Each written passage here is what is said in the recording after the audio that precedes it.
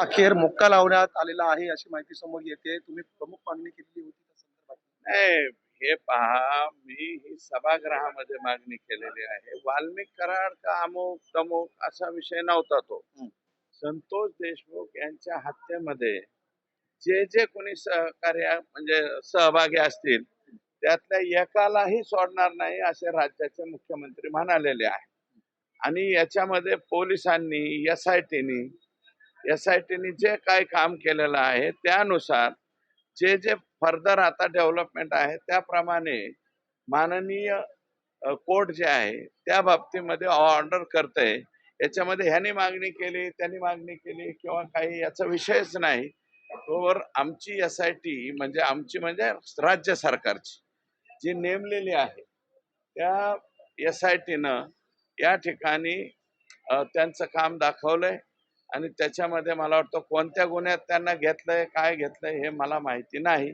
परंतु आता ह्याच्यामध्ये कुणालाही सोडणार नाही.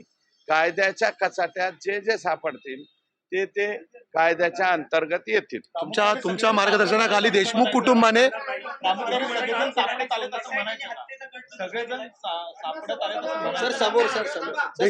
हे पहा, पोलीस यंत्रणा आहे. आम्ही कोणी बोलून तसं काही होत नसतंय.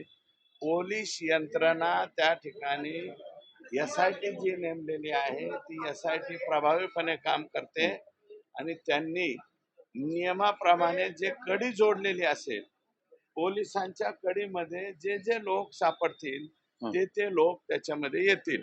आज तिथे काय घडलंय हे एक्झॅक्ट मला अजून माहिती झालेलं नाही.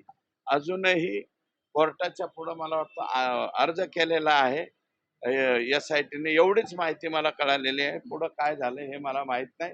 परंतु कायद्याच्या पुढे कायद्यापेक्षा कोणीही मोठा नसतो हे मात्र निश्चित.